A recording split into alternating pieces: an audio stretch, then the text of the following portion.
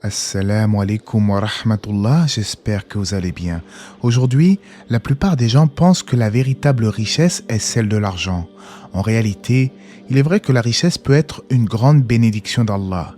Et celui qui l'acquiert de manière licite, qui la dépense convenablement et qui la partage avec ceux qui en ont besoin avec l'intention de plaire à son Créateur, nul doute qu'Allah le récompensera.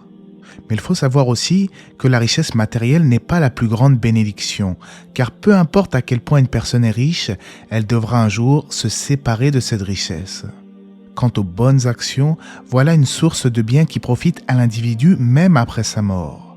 Même si la richesse peut être un moyen de faire des bonnes actions si elle est dépensée à bon escient, il se peut qu'elle pousse l'être humain à se suffire à lui-même et même à faire preuve d'arrogance. Ce fut notamment le cas d'un contemporain du prophète Moïse, Moussa alayhi salam. Revenons ensemble sur l'histoire de Qarûn, Corée, un homme qui a été pourvu de nombreuses richesses. Dans cette vidéo, nous allons voir ensemble comment cet individu a réagi quant à ses bienfaits matériels. On en parle tout de suite, après la petite intro.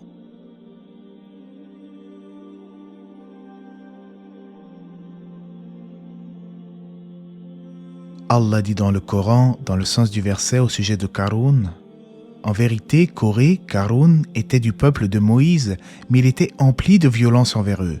Nous lui avions donné des trésors dont les clés pèsent lourd à toute une bande de gens forts. Son peuple lui dit, « Ne te réjouis point, car Allah n'aime pas les arrogants. Et recherche à travers ce qu'Allah t'a donné la demeure dernière, et n'oublie pas ta part en cette vie, et sois bienfaisant comme Allah a été bienfaisant envers toi. Et ne recherche pas la corruption sur terre, car Allah n'aime point les corrupteurs. » Il dit, « C'est par une chance que je possède que ceci m'est venu. Ne savait-il pas qu'avant lui, Allah avait fait périr des générations supérieures à lui en force et plus riches en biens? Et les criminels ne seront pas interrogés sur leurs péchés. » Il sortit à son peuple dans tout son apparat. Ceux qui aimaient la vie présente dirent, « Si seulement nous avions comme ce qui a été donné à Corée, il a été doté certes d'une immense fortune. » Tandis que ceux auxquels le savoir a été donné dirent, « Malheur à vous, la récompense d'Allah est meilleure pour celui qui croit et fait le bien, mais elle ne sera reçue que par ceux qui endurent. » Nous fîmes donc que la terre l'engloutit, lui et sa maison. Aucun clan en dehors d'Allah ne fut là pour le secourir, et il ne put se secourir lui-même. À travers ces versets, Allah nous enjoint à la réflexion concernant un homme qui a fait preuve d'une grande arrogance, Qarûn. Il faisait partie du peuple de Moïse et on rapporte de certains savants, dont Ibn Abbas, qu'il serait même son cousin. Qatada, de son côté, rapporte qu'on le surnommait Al-Munawwar, c'est-à-dire l'illuminé, en raison de la beauté de sa voix dans la lecture de la Torah. Mais il était pourtant un ennemi d'Allah en raison de son hypocrisie, comme le fut d'ailleurs As-Samiri. Dans le Coran, Allah a donc mentionné son immense fortune qui était si considérable que les clés de ses trésors étaient portées par des hommes robustes. On rapporte aussi que ces trésors étaient portés par une centaine de mules. Mais les sages de son peuple lui ont conseillé de ne pas faire preuve d'arrogance au point d'en mépriser les gens jusqu'à en devenir vaniteux. Il est dit dans le sens du verset, « Et recherche à travers ce qu'Allah t'a donné la demeure dernière. » Malheureusement, il s'obstina dans son arrogance et voici sa réponse. Il dit, « C'est par une chance que je possède que ceci m'est venu. » En d'autres termes, je n'ai pas besoin de vos conseils, car Allah m'a accordé cela vu que je le mérite, et j'en suis certainement plus digne que vous. Telles sont les prétentions de Qarûn. Et cela est un grand rappel pour nous autres êtres humains. Lorsqu'Allah nous octroie quelques richesses, il faut dire Alhamdulillah et ne pas chercher à s'élever sur terre et à se dire de toute façon, si j'ai de l'argent, c'est grâce à mon intelligence, c'est grâce à mes études ou à mon dur labeur. Certes, il faut faire des causes ici-bas pour gagner honnêtement sa vie, mais cela en se rappelant constamment que c'est Allah qui met les faits dans les causes et que sans lui, rien ne serait possible. N'est-ce pas que c'est lui qui nous a créés alors que nous n'existions même pas? C'est lui qui nous a octroyé toutes sortes de bienfaits. Comment après cela osons-nous faire preuve d'arrogance? C'est comme ceux qui font preuve de jalousie. C'est Allah qui a accordé ses bienfaits à qui il veut, alors pourquoi être jaloux d'autrui?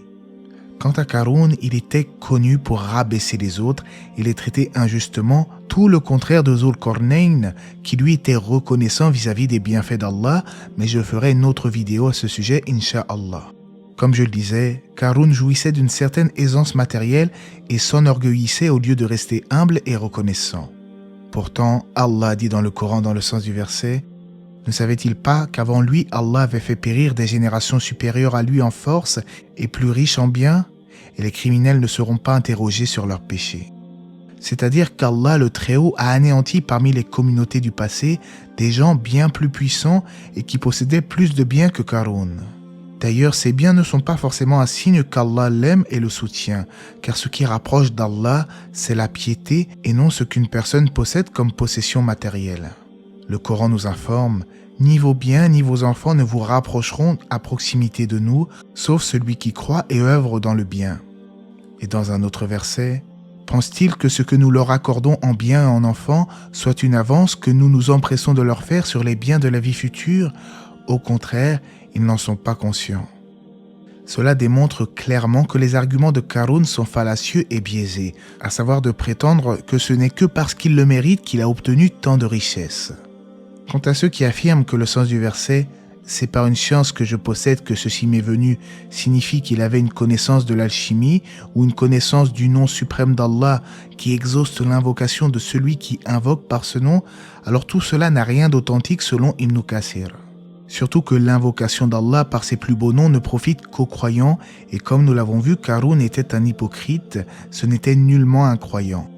Un jour, Qarûn décida de sortir en étalant tout son faste, vêtu de ses plus beaux vêtements, accompagné de montures, de servants, ainsi que de sa cour, et les gens commencèrent alors à l'envier. Si seulement nous avions ce qui a été donné à Qarûn, il a été doté certes d'une immense fortune.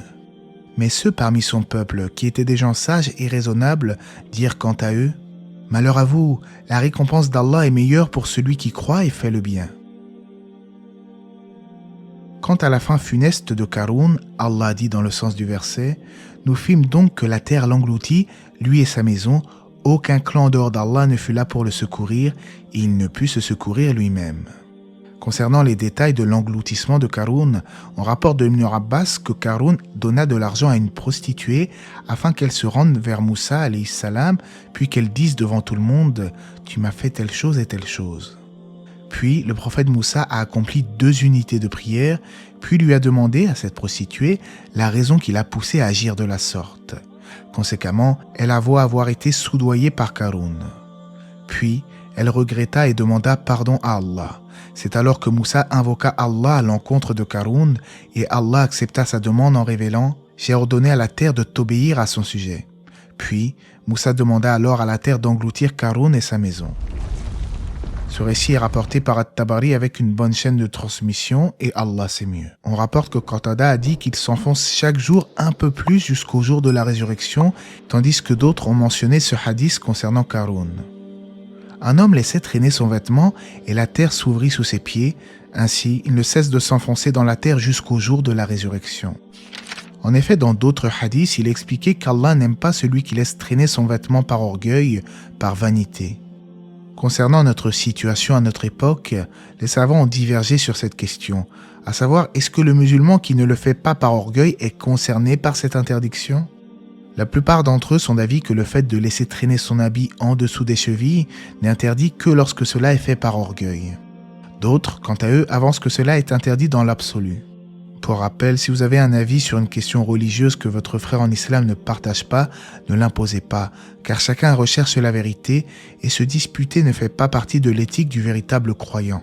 On peut au mieux échanger nos positions tout en restant dans le cadre de la bienséance. Mais revenons à Qarûn.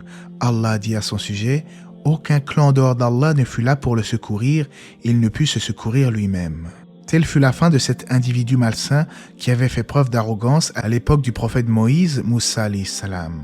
Selon Ibn Kathir, ce récit a pu avoir lieu avant le départ d'Égypte de Moïse et des enfants d'Israël, car la maison mentionnée dans le verset indique la résidence. Nous fîmes donc que la terre l'engloutit, lui et sa maison. Mais selon lui, cela a également pu se produire durant l'errance dans le désert. Dans ce cas, la maison désignerait la tente et Allah sait mieux. À noter que d'autres passages dans le Coran et la Sunna jettent l'anathème sur ce dénommé Qarûn, et il est dit d'ailleurs, traduction rapprochée, « De même, nous détruisîmes Qarûn, Pharaon et Aman. Alors que Moussa leur apporta des preuves, ils s'enorgueillirent sur terre, ils n'ont pas pu nous échapper. Il en eut que nous fîmes engloutir par la terre, il en eut que nous noyâmes. Cependant, Allah n'est pas tel à leur faire du tort, mais ils ont fait du tort à eux-mêmes. » et celui qui fut englouti ne fut autre que Qarun, tandis que Pharaon et ses hommes ont été noyés. Dans un hadith rapporté par l'imam Ahmad, il est fait mention concernant le sujet de la prière. Celui qui l'accomplit comme il se doit, elle sera pour lui une lumière, une preuve et un salut au jour de la résurrection. Quant à celui qui ne l'accomplit pas comme il se doit, elle ne sera pour lui ni une lumière, ni une preuve, ni un salut. Et au jour de la résurrection, il sera rassemblé avec Qarun, Pharaon, Aman et Ubay ibn Khalaf. Finalement, comme nous l'avons évoqué tout au long de cette vidéo, l'arrogance mène l'homme à sa perte.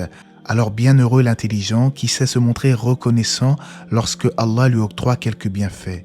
Quant à celui qui prend les autres de haut, estime que tout ce qu'il a acquis n'est dû qu'à sa propre personne, alors nous craignons pour lui une mauvaise fin et qu'Allah nous guide tous dans le bon chemin.